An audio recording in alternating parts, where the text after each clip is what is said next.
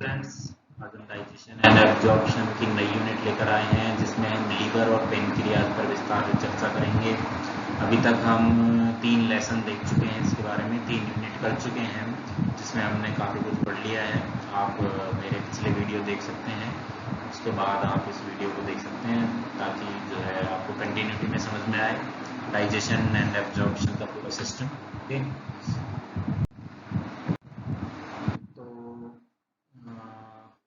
हमने पिछली बार liver structure के बारे में देख लिया था। आज हम मेनली फोकस करेंगे लीवर के फंक्शन के बारे में। तो आपको लीवर की कुछ दिखाई दे रहा है यहाँ पर कि लीवर है। लीवर के नीचे ये जो है ग्रीन स्ट्रक्चर है ये गॉल ब्लैडर कहलाती है, और लीवर के नीचे ये जो दूसरी स्ट्रक्चर है ये पेनक्रिया कहलाती है। लीवर में बाइल का फॉर्मेशन होता है, बाइल का फॉर्मेशन होकर वो स्टोर होता है गॉल ब्लैडर में, और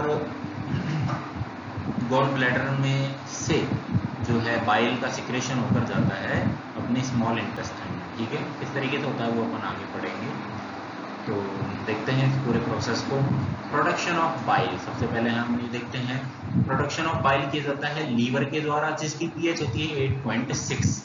8.6 पीएच के द्वारा आप समझ गए होंगे कि इसका मीडियम एल्कली होता है। ठीक है, एसिड की पीएच होती है 7 से कम, बेस की पीएच होती है 7 से ज्यादा। ठीक है, और 7 पीएच होती है न्यूट्रल की। ठीक है, आपको याद रखनी है ये चीजें।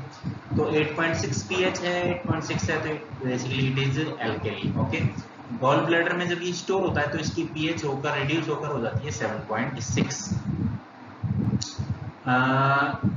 इसकी जो है per day 500 ml to 1000 ml जो है बाइल का सिक्रेशन किया जाता है लीवर के द्वारा, और ये इतनी क्वांटिटी में सिक्रेट होकर फिर ये गॉल ब्लैडर में स्टोर हो जाता है। डीएमिनेशन, सेकंड जो वर्क है लीवर का वो है डीएमिनेशन।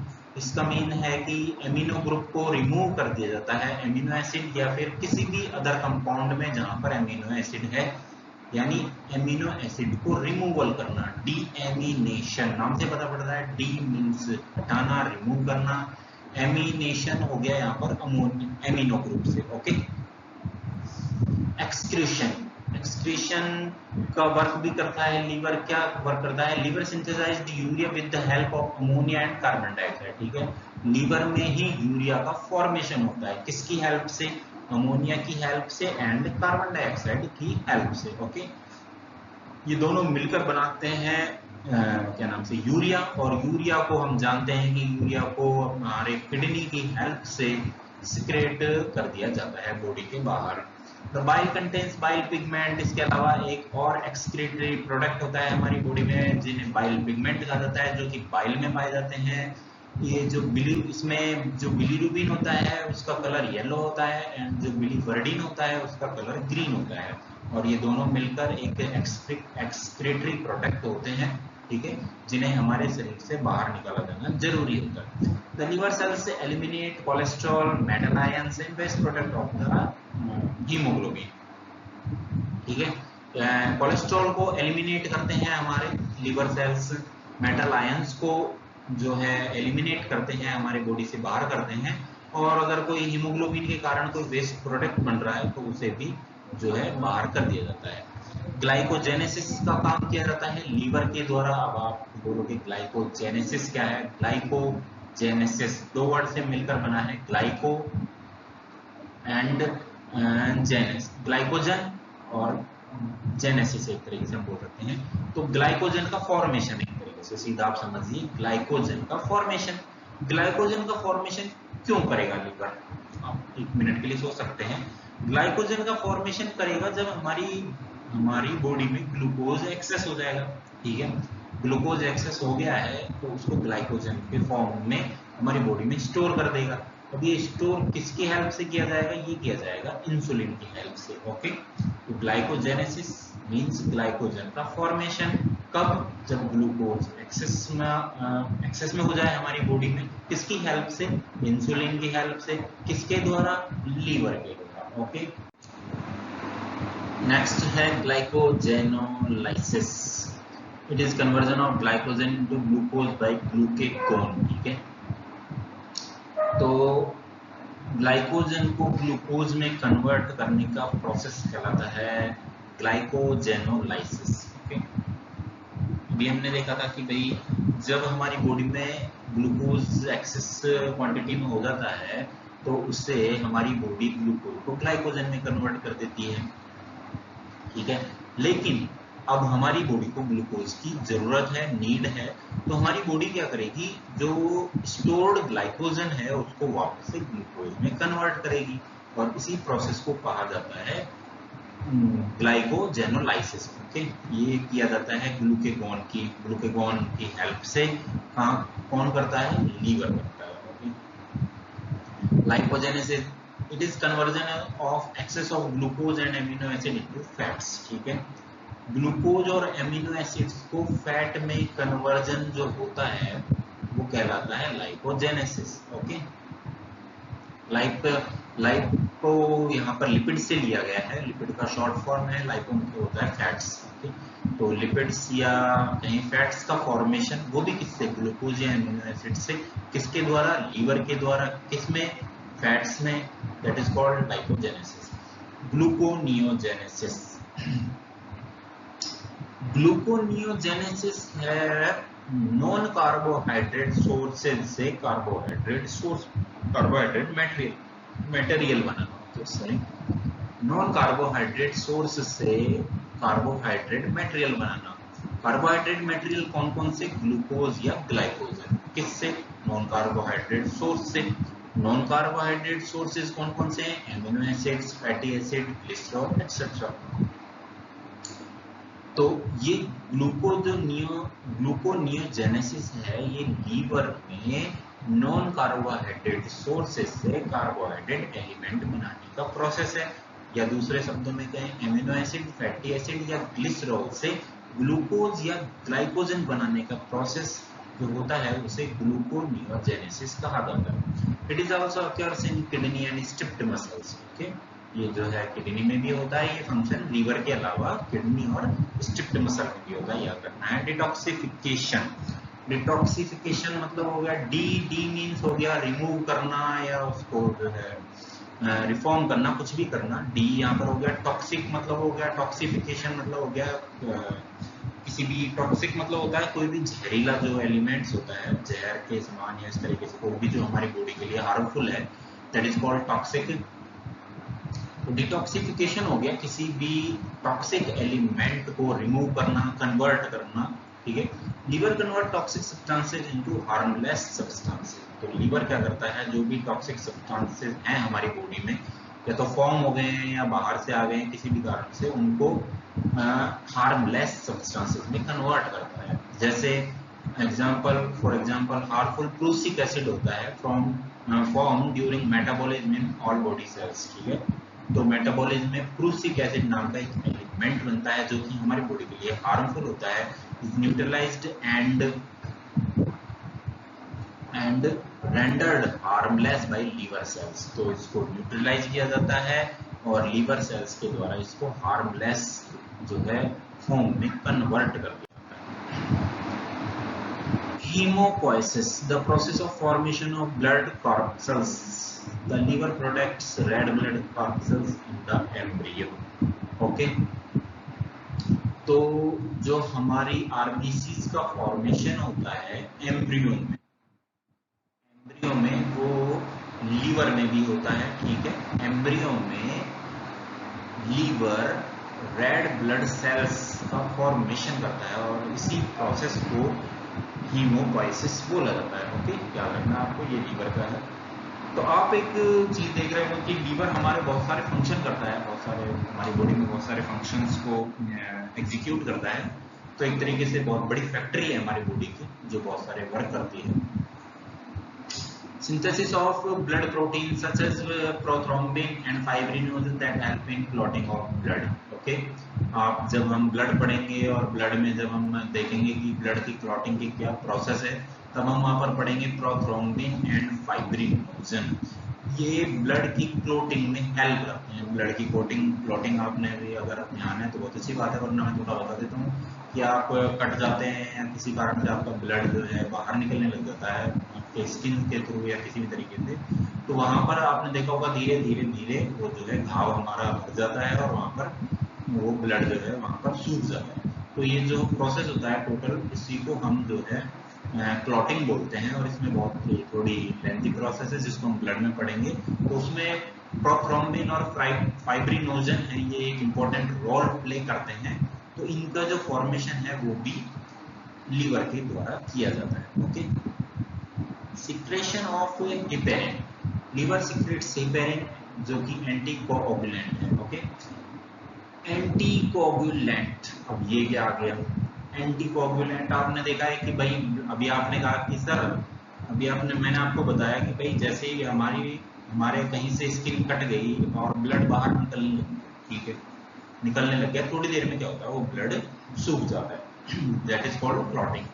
तो ब्लड नली में हमारे आर्टरी और वेन्स में भी जो है फ्लो हो रहा है, वहां पर क्यों नहीं चल रहा है? ठीक है, तो वहां पर एक एलिमेंट होता है हेपेरिन। हेपेरिन एलिमेंट होता है जो कि कंटिन्यू ब्लड में जो है मौजूद रहता है, जो ब्लड को जमने नहीं देता है। ठीक है, तो इसी एलिमेंट को, इसी जो है से हेपेरिन है, इसे एंटीकोगुलेंट होता है जो कि ब्लड को जमने नहीं देता है। ठीक, तो इस हेपेरिन का फॉर्मेशन भी किसके द्वारा किया जाता है? लीवर के द्वारा किया जाता है। Lymph formation, lymph, liver is an important site of lymph formation. ठीक है, लिम्फ होता है जो हमारी बॉडी में मौजूद होता है, तो इसका फॉर्मेशन भी लीवर के द्वारा किया जाता है। इसके अलावा विटामिन ई का फॉर्मेशन भी लीवर ही करता है। ओके, आपको फैगोसाइटोसिस, फैगोसाइटोसिस हमने भी जब स्ट्रक्चर पढ़ रहे थे तब हमने कुछ वहां बताया था। कुफर सेल्स होती हैं, Kupffer cells. The liver engulf the disease causing micro organism, dead cells and foreign matter. Okay, कोई भी हमारी बॉडी में कोई भी जो है माइक्रो ऑर्गेनिज्म आ जाते हैं, या डेड सेल्स होती हैं, या कोई भी फॉरेन मैटर होता है, तो लीवर की जो कुफर सेल्स होती हैं उसको चारों तरफ से घेर के और उसको मतलब उसको डिस्ट्रॉय कर देती हैं। That is called phagocytosis. Osmoregulation, liver produces angiotensinogen, एक प्रोटीन है, एक प्रोटीन का नाम है, which helps kidney in maintaining body fluid osmoregulation. ठीक है, ये जो प्रोटीन है एंजियोटेंसिनोजन, इसका फॉर्मेशन तो लीवर में होता है, लेकिन ये ऑस्मो रेगुलेशन का काम कहां पर करता है? किडनी में करता है। ओके, ये किडनी में जाता है, वहां पर हमारे जो है बॉडी फ्लड को मेंटेन करने का काम करता है, that is called osmo regulation. तो इसका जो है प्रोडक्शन है वो भी कहाँ पे होता है? लीवर के द्वारा किया होता है। Production of heat due to high metabolic activities of the liver, enough heat is generated which is essential for maintaining the optimum body temperature। आपको पता है हमारी बॉडी का टेम्परेचर है 37 डिग्री सेल्सियस। अब आप सोचोगे कि आप अंदर कौन सी ऐसी चीज है जो हमारे रेगुलरली टेम्परेचर का फॉर्मेशन कर रही है। ठीक है, तो टेम्परेचर को मेंटेन करना तभी पॉसिबल है जब हमारी बॉडी में कंटिन्यूअसली हीट जनरेट हो रही हो। तो ये हीट जनरेट होती है लीवर के द्वारा। कैसे जनरेट होती है? हाई मेटाबॉलिक एक्टिविटीज के द्वारा। लीवर हमने देखा बहुत सारी एक्टिविटीज करता है, बहुत सारी मेटाबॉलिक एक्टिविटीज को एग्जीक्यूट करने का काम करता है लीवर, और इसमें बहुत सारी हीट जनरेट होती है जो कि हमारी बॉडी टेम्परेचर को बनाए रखने का काम करती है। इसके अलावा बॉडी, हमारा लीवर बहुत से एलिमेंट्स या बहुत से जो है पदार्थों को स्टोर करने का काम भी करता है। जैसे हमने भी पढ़ा था ग्लाइकोजन, जो कि ग्लूकोज से कन्वर्ट होकर ग्लाइकोजन बनता है, उसको लीवर में स्टोर किया जाता है। फैट्स को, विटामिन को like a, D, E, K and vitamin B12। Bile in the gall bladder, bile को स्टोर करने का काम भी कौन करता है? लीवर करता है। ब्लड जो है स्टोर होता है लीवर में काफी मात्रा में। Water, iron, copper and potassium जैसे मिनरल्स होते हैं, ये भी हमारी बॉडी में लीवर के द्वारा ही स्टोर किए जाते हैं। तो आपने देखा लीवर बहुत ही इंपॉर्टेंट पार्ट, बहुत सारे फंक्शन करता है, एक बहुत बड़ी फैक्ट्री है हमारी बॉडी की, तो बहुत ही जरूरी पार्ट है। तो अब हम सेकेंड इंपॉर्टेंट पार्ट है हमारे इसका डाइजेस्टिव सिस्टम का, that is called pancreas. Pancreas. तो इसके क्या क्या फंक्शन है, क्या स्ट्रक्चर है, ये हम देखते हैं। सबसे पहले आते हैं स्ट्रक्चर पर। तो स्ट्रक्चर में आपको दिखाई दे रहा है हेड, यहाँ पर आपको ये हेड दिखाई दे रहा है। इसके थोड़ा पीछे आती है बॉडी और थोड़ा और पीछे आती है टेल। तो अगर हम बॉडी में देखें इस हिसाब से, सबसे पहले आएगी हेड, फिर इसके बाद बॉडी और फिर इसके बाद आएगा टेल। तो टेल इधर की तरफ है, ठीक है। तो ये हमारे बॉडी में लेफ्ट साइड होता है। पेनक्रियाज के को सॉरी पेनक्रियाज नहीं, अपने जो स्टमक है उसके नीचे होता है, ठीक है।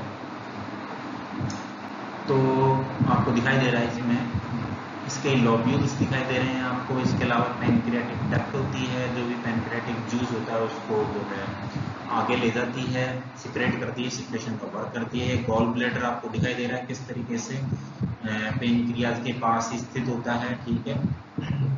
कॉमन बाइल डक्ट होती है जो कि जो बाइल जो स्टोर किया जाता है गॉल ब्लैडर में, उसको सिक्रेशन का कार्य करती है। एसेसरी पैनक्रियाटिक डक्ट है, आपको दिखाई दे रही है डायग्राम में। ये एसेसरी पैनक्रियाटिक डक्ट अपने पैनक्रियाज के सिक्रेशन को डायरेक्टली स्मॉल इंटेस्टाइन में डालती है। ओके, याद रखना ये चीज।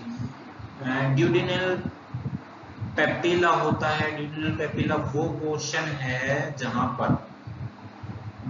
पर लीवर और पैनक्रियाज अपने सिक्रेशन को ड्यूडिनम या स्मॉल इंटेस्टाइन में डालते हैं। ओके, ओपनिंग नहीं बोल सकते एक तरीके से। ये ड्यूडिनम है, आपको दिखाई दे रही है पिंक कलर में, ठीक है। यहाँ पर ये ड्यूडिनम है, इसको मैंने बना रखा है। The pancreas comprises the head, neck, body and tail. मैंने आपको बता दिया है इसका वेट लगभग 60 ग्राम होता है और इसकी जो है वेट होती है 2.5 सेंटीमीटर होती है, लेंथ लगभग 12 to 15 सेंटीमीटर होती है। ओके, पोस्टीरियर टू स्टमक होता है, ये मैंने बताया था आपको कि स्टमक के थोड़ा पीछे होता है इन द एब्डोमिनल कैविटी। तो लीवर स्टमक हमने देखा था, स्टमक हमारा लेफ्ट साइड में होता है, तो सीधी सी बात है पेनक्रियाज भी लेफ्ट साइड में होता है। The main pancreatic duct of Wirsung open into the hepatopancreatic ampulla। तो जो पैनक्रियाटिक डक्ट होती है ये हिपेटोपैनक्रियाटिक एम्पुला में खुलती है। हिपेटोपैनक्रियाटिक एम्पुला एक ऐसा एक जोड़ है दो नलियों का, जिसमें लीवर का सिक्रेशन भी होकर आ रहा है और इधर से पैनक्रियाज का, दोनों एक स्थान पर मिलते हैं और किसका फॉर्मेशन करते हैं, hepatopancreatic ampulla. Okay, an accessory pancreatic duct of Santorini is also present in the pancreas। ये भी पैनक्रिया में होती है और इसका क्या मतलब है, ये क्या करती है, ये अपने सिक्रेशन को डायरेक्टली ड्यूडिनम में डालती है। Okay, open directly into the duodenum. Internally consist of two part. Pancreas के हमारे टू पार्ट होते हैं, एक्सोक्राइन एंड एंडोक्राइन। समझ गए आप? अब यहाँ पर आप एक क्वेश्चन आ सकता है आपके मन में कि सर ये एक्सोक्राइन क्या है और ओके, तो एक्सोक्राइन से मतलब है यहाँ पर कि एक्सोक्राइन का मतलब होता है कि जब हमारा कोई भी ऐसी कोई भी ग्लैंड होती है हमारे बॉडी की जो अपने सिक्रेशन को थ्रू द ट्यूब्स या नलियों के थ्रू अगर ब्लड में डालती है या जहां कहीं भी अपने सिक्रेट करती है ट्यूब्स के थ्रू, नलियों के थ्रू, तो हम उसे बोलते हैं एक्सोक्राइन ग्लैंड। लेकिन अगर कोई बॉडी पार्ट या कोई ग्लैंड बिना किसी ट्यूब के डायरेक्ट अपने सिक्रेशन को ब्लड में डाल रही है, that is called endocrine. Okay, तो लीवर हमारे दोनों फंक्शन करता है, एक्सोक्राइन भी और एंडोक्राइन भी, ठीक है। ये इसकी विशेषता है। तो ये किस तरीके से फंक्शन करता है अगली स्लाइड में देखते हैं।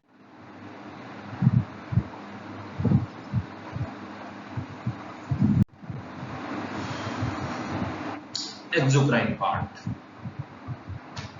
consists of rounded lobules acini that secretes an alkaline pancreatic juice with pH 8.4।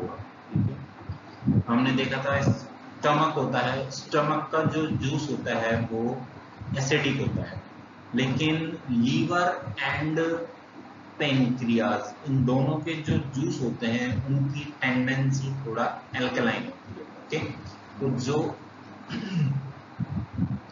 इसके लोब्यूल्स हैं, पेनक्रियाज के लोब्यूल्स हैं, एक एल्केलाइन जूस को सीक्रेट करते हैं जिसे पेनक्रियाटिक जूस कहा जाता है, जिसकी पीएच होती है 8.4। ओके,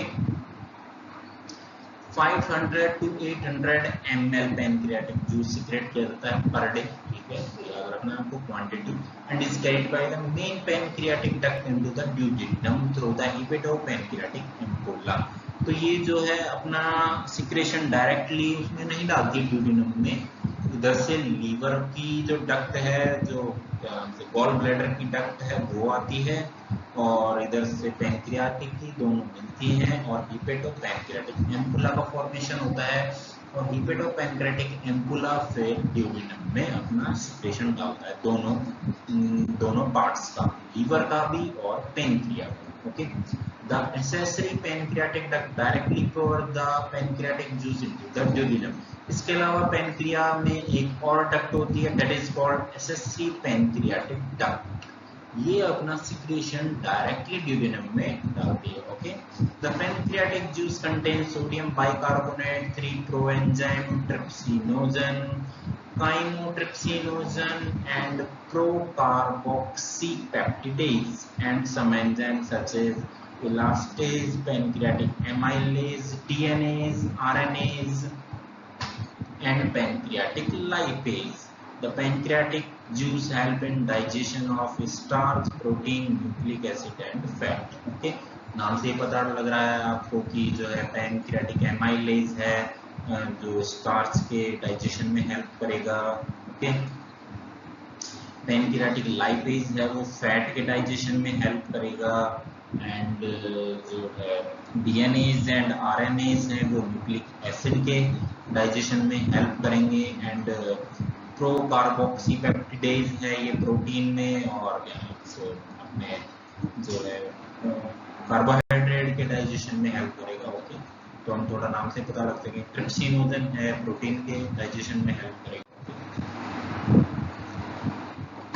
ये हमने देखा था एक्सोक्राइन पार्ट था पेनक्रियाज का। अब हम आते हैं एंडोक्राइन पार्ट पर। तो हमने देखा था कि पेनक्रिया के दो पार्ट होते हैं, endocrine part and exocrine part. Endocrine part it consist of islets of Langerhans. इसमें लैंगरहैंस के आइलेट्स होते हैं, द्वीप टाइप की कुछ सेल्स होती हैं जिन्हें आइलेट्स ऑफ लैंगरहैंस बोला जाता है। द ह्यूमन पेनक्रियाज है अबाउट 1 मिलियन आइलेट्स। ओके, इसमें 1 मिलियन, हिंदी में बोले तो 10 लाख आइलेट्स होते हैं। They are most numerous in tail of the pancreas. इनकी सबसे ज्यादा संख्या होती है पेनक्रियाज के टेल में, ठीक है, पूंछ में। तो आइलेट ऑफ लैंगरहैंस में 4 टाइप की सेल्स होती हैं, alpha cells, beta cells, delta cells and pancreatic polypeptide cells. अब इनके क्या क्या फंक्शन है अब हम देखते हैं आगे। Alpha cells, these cells are more numerous toward the periphery of the islets and constitute 50% of the islets of the Langerhans। सबसे ज्यादा होती हैं ये toward the periphery of the islet and constitute और 15% लगभग बनाती हैं Langerhans के islets में, ठीक है। The produce, ये इनका प्रोडक्शन ग्लूकेगोन हार्मोन होता है which converts glycogen into glucose in the liver. Glucagon अभी हमने पढ़ा था। ग्लूकेगोन का फंक्शन क्या होता है, ये ग्लाइकोजन को ग्लूकोज में कन्वर्ट करता है, ठीक है। तो ये हो गया अल्फा सेल्स का वर्क, हो गया ग्लूकेगोन हार्मोन का सिक्रेशन, याद रखना है। Glucagon hormone is secreted by alpha cells. Beta sales, beta cells, the cells constituting 65% of the islet of Langerhans, they produces insulin hormone। ये 65% होती हैं और ये इंसुलिन हार्मोन का सिक्रेशन करती हैं which converts glucose into glycogen in the liver and muscles।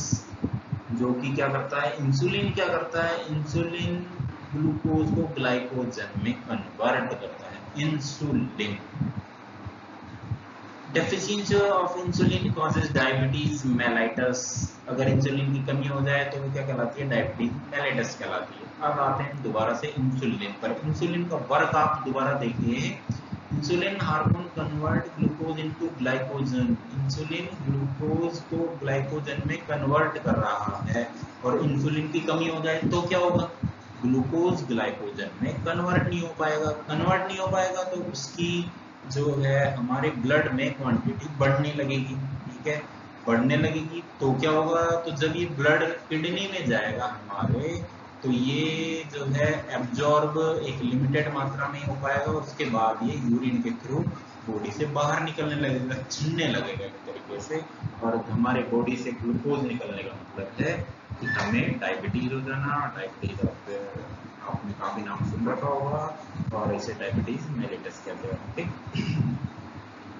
Insulin की कमी के कारण, और इंसुलिन किसके द्वारा सिक्रेट किया जाता है, बीटा सेल्स पाई जाती हैं पेनक्रिया में। पेनक्रिया में एकदम कौन सा पार्ट बनाती है, एंडोक्राइन पार्ट बनाती हैं बीटा सेल्स। ओके, अब हम देखेंगे डेल्टा सेल्स। डेल्टा सेल्स होती हैं वो 5% होती हैं लैंगरेंस के आइलेट्स का। लैंगरेंस की जो दीपिकाएं होती हैं अपने इसमें पेनक्रियाज में, उसकी 5% पार्ट होती है डेल्टा सेल्स, ठीक है। डेल्टा सेल का वर्क क्या है, मेन वर्क, सोमेटोस्टेटिन हार्मोन का सिक्रेशन करती है। किसका सिक्रेशन करती है, सोमेटोस्टेटिन हार्मोन का सिक्रेशन करती है, ठीक है। फर्स्ट चीज हमने देखी कि फर्स्ट थिंग हमने देखा ये 5% होती है लैंगरेंस के आइलेट्स का। सेकंड हमने देखा कि ये सोमेटोस्टेटिन हार्मोन का सिक्रेशन करती हैं। अब इस सोमेटोस्टेटिन हार्मोन का वर्क क्या है, which inhibits the secretion of glucagon by alpha cells. हमने अभी पिछली स्लाइड में देखा था कि ये जो है अल्फा सेल्स होती हैं वो ग्लूकागोन हार्मोन का सिक्रेशन करती हैं। इसको कंट्रोल करने का काम किसका है, सोमेटोस्टेटिन का। And lesser extent secretion of insulin by beta cells, ठीक है। बीटा सेल्स होती हैं वो किसका सिक्रेशन करती हैं, इंसुलिन का सिक्रेशन करती हैं। उसको भी थोड़ा सा कुछ सीमा तक अपन कह सकते हैं कुछ हद तक कंट्रोल करने का काम किसका है, सोमेटोस्टेटिन हार्मोन का। It also inhibit the secretion of growth hormone. इसी के साथ ही किसको भी कंट्रोल करती है, ग्रोथ हार्मोन। अब ग्रोथ हार्मोन कहां से आ गया यहाँ पर, ग्रोथ हार्मोन सिक्रेट किया जाता है पिट्यूटरी ग्लैंड के द्वारा, ठीक है। पिट्यूटरी ग्लैंड ग्रोथ हार्मोन को सिक्रेट करती है, और उसको कंट्रोल करने का काम कौन करता है, सोमेटोस्टेटिन हार्मोन। सोमेटोस्टेटिन हार्मोन किसके द्वारा सिक्रेट किया जाता है, डेल्टा सेल्स के द्वारा। डेल्टा सेल्स कहां पाई जाती हैं, पेनक्रियाज में, okay. Pancreatic polypeptide cells, PP cells और एफ सेल्स, ये और एक तरह की सेल्स होती हैं जो पैंक्रिया में पाई जाती हैं। Pancreatic polypeptide cells that the PP cells constitute, इनको पीपी सेल्स भी कहा जाता है। 15% the cell secrete pancreatic polypeptide. ये किसका सिक्रेशन करती हैं, पैंक्रियाटिक पॉलीपेप्टाइड का सिक्रेट करती हैं, ठीक है। Which inhibits the release of pancreatic juice. अभी इसका रोल क्या है, इस जूस का रोल होता है कि ये पैनक्रियाटिक जूस के रिलीज को रोक देता है। पैनक्रियाटिक जूस का सिक्रेशन कहाँ से होता है, पैनक्रिया से होता है, ठीक है। तो इसको ही कंट्रोल कर देता है कि भाई अब इसकी जरूरत नहीं है, आप इसको रोक दीजिए। तो ये मैसेज कौन देता है, पीपी सेल्स देती हैं, किसके सिक्रेशन से, पैनक्रियाटिक पॉलीपेप्टाइड्स के, okay. Action of pancreatic juice. Pancreatic juice का फंक्शन क्या है वो हम देख लेते हैं। स्टार्च है, हमने देखा था कि भाई स्टार्च का डाइजेशन स्टार्ट हो जाता है अपने टंग से शुरू हो जाता है, ठीक है। यहाँ पर क्या होता है, फिर यहाँ पर एमाइलेज होता है। एमाइलेज स्टार्च को माल्टोज में कन्वर्ट कर देता है, आइसोमाल्टोज में एंड डेक्सट्रीन्स में, ओके।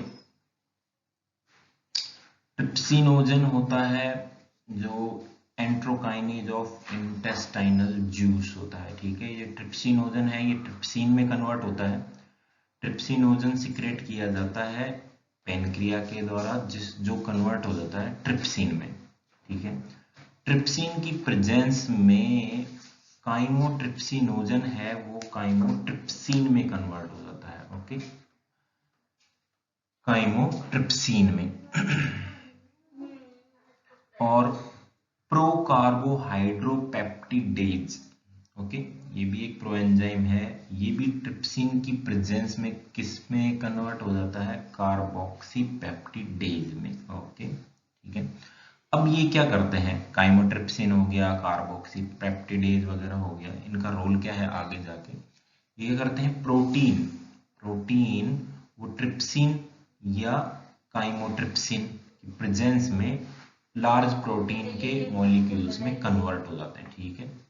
प्रोटीन्स जो है वो थोड़ा डिग्रेड होकर थोड़े लार्ज पेप्टाइड्स में जो है ब्रेक हो जाते हैं, ओके। डाइजेस्टिव सिस्टम का ऑल ओवर उद्देश्य क्या है, बड़े पार्टिकल को स्मॉल पार्टिकल में तोड़ना। क्यों तोड़ना, जिससे कि बॉडी उसका एब्जॉर्ब कर सके, ठीक है, इंटेस्टाइनल लेवल पर उसका एब्जॉर्प्शन हो सके, ठीक है। तो शुरू से स्टार्टिंग से जैसे ही मुंह में जाता है, मुंह में जाते ही सबसे पहले उसको फिजिकली ब्रेक किया जाता है, ठीक है, और कुछ एंजाइम होते हैं जो उसको केमिकली भी रिएक्शन करते हैं। फिर आता है अपना स्टमक आता है, स्टमक के बाद में स्मॉल इंटेस्टाइन आती है। तो सब में अगर आप देखोगे तो दो प्रोसेस हैं, फिजिकल और केमिकल। तो ये केमिकल रिएक्शन हम देख रहे हैं। तो जो प्रोटीन्स हैं, प्रोटीन्स को ट्रिप्सिन और काइमोट्रिप्सिन की प्रेजेंस में लार्ज पेप्टाइड्स में कन्वर्ट कर दिया जाता है। इलास्टेज एंजाइम जो होता है वो इलास्टीन को लार्ज पेप्टाइड्स में कन्वर्ट कर देता है। लार्ज पेप्टाइड्स कार्बोक्सी पेप्टाइड्स की प्रेजेंस में डाइपेप्टाइड्स और अमीनो एसिड में कन्वर्ट हो जाते हैं। प्रोटीन की जो लास्ट यूनिट है जो कि बॉडी में एब्जॉर्ब की जा सकती है, that is called amino acid. मतलब ये है, जो भी हम प्रोटीन लेते हैं, आपने सुना होगा कि भाई सभी सलाह देते हैं खाने में प्रोटीन लेना चाहिए। अगर आप कहीं दिखाने जाते हैं किसी डॉक्टर के पास या किसी के पास भी, तो वो कहते हैं भाई खाने में प्रोटीन लिया करो, प्रोटीन लिया करो, ठीक है।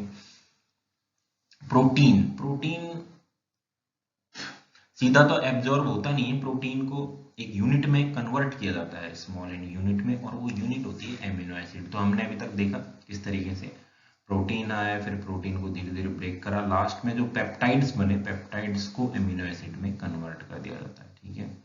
ऐसे ही डीएनए और आरएनएज एंजाइम है, ये डीएनए को कन्वर्ट कर देते हैं डीऑक्सी राइबो न्यूक्लियोटाइड्स में, और आरएनए को कन्वर्ट कर देते हैं राइबो न्यूक्लियोटाइड्स में, ओके। ये इसकी बेस यूनिट है, okay. Thank you. Next unit में हम बाकी का और जो बचा हुआ है उसको देखेंगे इस तरीके से।